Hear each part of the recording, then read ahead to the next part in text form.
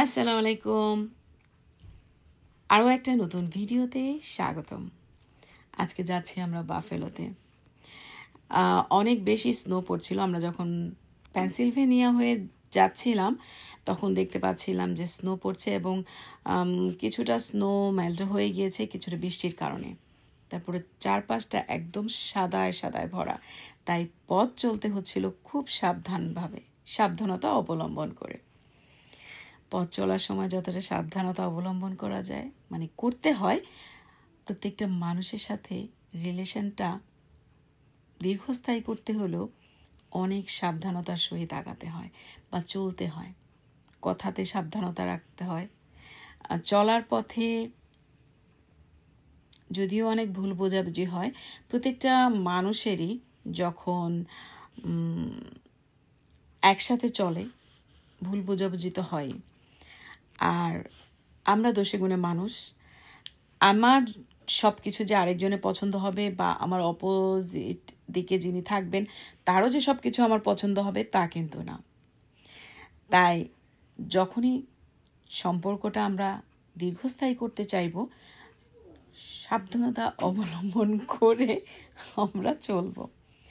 আমরা বাফেলোতে এসে পৌঁছেছিলাম রাত 2:30টায়। সেই সময়টাতে আমি ভিডিও করতে পারিনি। এই একইভাবে আমি চেষ্টা করেছি যে দিনের বেলা আমি ভিডিওটা করি, তাই দিনের বেলা আমি ভিডিও করছি। ঘরের ভেতরটা আমি আসলে অল্প দেখাচ্ছি। এই পাশটা লিভিং, ডাইনিংটা হচ্ছে ওপেন এবং পাশেই কিচেনটাও ভালো লেগেছে, একদম ওপেন কিচেন।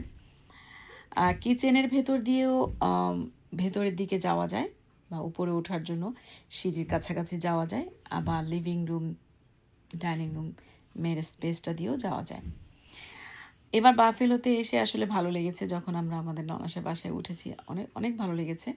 এই পাশে আছে বাথরুম এবং 2টো বেডরুম এবং এই সিঁড়ি দিয়ে উপরে উঠে গেলে আরও 2টো রুম। উপরে আর দেখালাম না।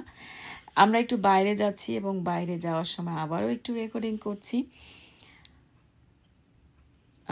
স্নোতে ভরা বাফেলো আজকে শেয়ার করলাম। সূর্য ছিল, সূর্যের আলোটা অনেক সুন্দর ছিল। আমি কয়েকটা জায়গায় ঘুরতে যাব, কিছু কেনাকাটা করব, সেই জন্যই বেরিয়ে পড়েছি। কেমন লাগলো আজকের এই ভিডিওটি অবশ্যই কমেন্ট করে জানাবেন। আর আমার কথা কাউকে মিন করে বলা হয়নি, কেউ কষ্ট পাবেন না। যদি ভিডিওটিতে আজকে আপনারা নতুন এসে থাকেন, চ্যানেলটিকে সাবস্ক্রাইব করে রাখবেন। আর যারা ফেসবুক পেজ থেকে দেখবেন তারা ফেসবুক পেজটিকেও ফলো করে রাখবেন আমাকে সাপোর্ট করার জন্য। ভালো থাকবেন। আল্লাহ হাফেজ।